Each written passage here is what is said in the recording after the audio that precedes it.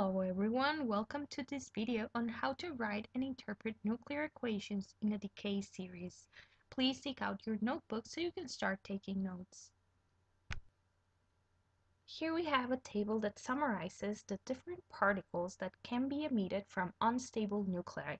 We have alpha particles, beta particles, and gamma rays, which remember, these are not particles, but they are energy. This is a release of energy. For beta particles, we will only refer to beta particles as beta negative. So in this case, it's the emission of the electron that has the negative charge. We will not here the properties that we have here is just for beta negative, not for beta positive. And we see that this table includes different properties for these different particles. And if you haven't already, now would be a good time to pause the video and write down the charge of these particles, their ionizing ability, penetrating power, and if they can be stopped by something. This is important information to remember. So pause the video if you haven't taken notes on this on the previous videos, and please make sure you write this down in your notebook. So we know there are different forms of decay, and in these different forms, other particles can also be ejected from the nucleus, not the particles, not just the particles that we've been talking about, but we can also have protons that are emitted from the nucleus, neutrons, positrons. This we have talked about, this will be the beta positive particles, so we can refer to them as beta positive or positrons, and this would be a positive electron. This is one way of writing this notation with a +1. If you see it written with just a 1 without the positive sign, it's still a positron. It will only be an electron when it has the -1 sign. And finally, another particle that can be emitted will be neutrino, and this particle has no charge and it has a very little mass, and it's denoted with this isotopic notation. However, we won't be using neutrinos in this unit. We will only be using protons, neutrons, positrons, and our other particles, which are alpha, beta, also known as beta negative, and gamma rays. Now let's start talking about our decay series and how does this look like? Well, we would have an unstable isotope, in this case uranium-238, that will be under the process of fission, will start breaking up, and we see that it has a long chain, a very long way to go until it reaches a more stable form, which will be lead-206. So we have to be able to determine all the different types of decay that this uranium isotope is undergoing to go from uranium-238 all the way down to lead-206. So we begin here in the at the beginning of our decay series. So this is a chain reaction. We start with uranium-238, which is very unstable, and this will undergo alpha decay. So we remember that alpha decay meant that we would lose 2 protons and 2 neutrons. So what happens when we lose 2 protons? We no longer have 92 protons, we would have 90.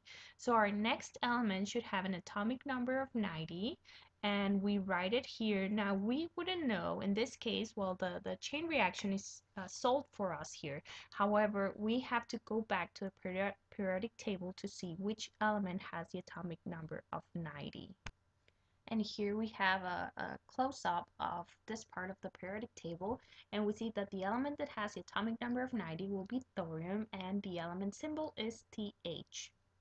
So here we are again in our chain reaction. We know that atomic number 90 corresponds to thorium Th, and we have to check the mass number. So because we lost 2 protons and 2 neutrons, our mass number will decrease by 4, and in that case, instead of having 238, we would now have 234. That's why we have thorium-234. That's our first isotope. Now, this thorium undergoes beta negative decay. What happens during uh, beta negative decay? Well, we lose an electron. That means that we have an overall positive charge here. So that charge increases by 1. So instead of having 90, this number would increase by 1, and our new atomic number will be 91. What happens to the mass? The mass number stays the same because remember the electron doesn't have a mass compared to the neutron or the proton. So we say that the mass stays the same and still 234. And now we have to check which atomic number, 91, this atomic number belongs to which element of the periodic table. So we go back to the periodic table and we see that atomic number 91 corresponds to protactinium, which is element symbol Pa. And here we have Pa for protactinium. Now, uh, this isotope undergoes beta negative decay again. So here we have beta negative, or sometimes called just beta. And if you don't remember about beta negative decay, now would be a good time to pause the video and go back to your notes. Or here we can see, this is just a quick reminder what happens during spontaneous beta decay. And remember that in this case, one of the neutrons will convert into a proton and an electron. So overall, the charge will rise because this neutron that has a charge of 0 has to be broken down into +1 and -1 to maintain the balance here, to maintain the electrical charge balance. So when we are producing one electron, we emit an electron, a proton is formed as well from this neutron, and this gives a rise to the charge. So it goes up by 1. However, we see that the mass will remain the same. There won't be a change of mass because this electron doesn't have a mass compared to the neutron or the proton. With that reminder, we can go back here and see that when we undergo beta negative decay, we have a rise in the charge, so there is an increment from 91 to 92.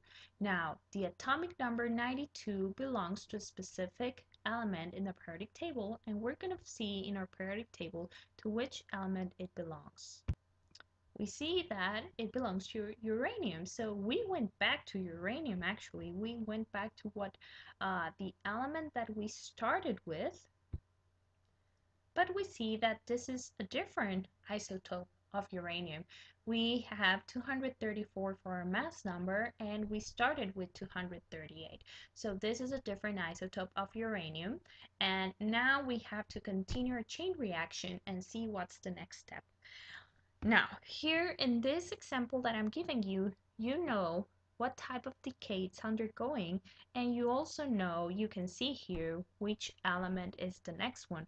However, when you're solving this, you'll see in your homework or during a quiz or a test, you will only know one of this. So if you know what type of decay it's undergoing, you would have to solve and determine which element was formed.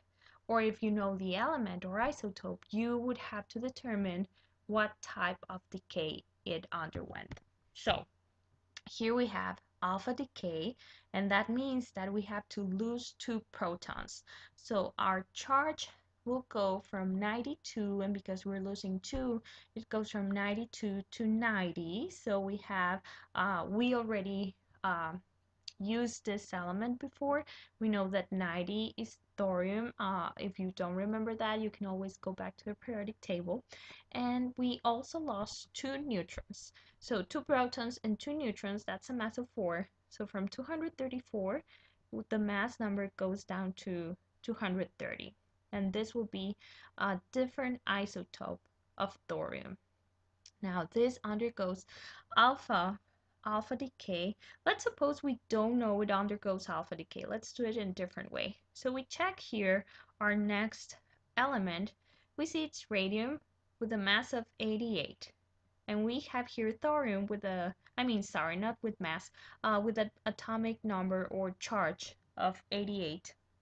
And we see that thorium has a charge of 90. So we know that we lost 2 protons in this transition, and the only case where we lose two protons will be under alpha decay. So here you would know, and we can also check the mass from 230. It loses 4. Now we have 226. So this also corresponds to alpha decay, and that's how you can determine what type of decay it's undergoing.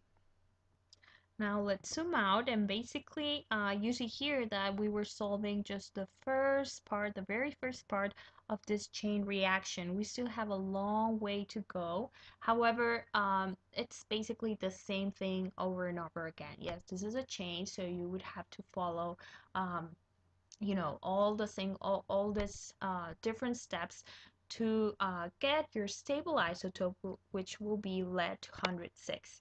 Now we don't want to make this video too long, so I think that pretty much explains the concept, and you are now able to solve the workbook page 223, which is also the uranium 238 Decay Series. And please start working on that. If you have questions, let me know in class so we can solve them together. And I hope you learned something from this video, and we'll see you in class. Thanks for watching.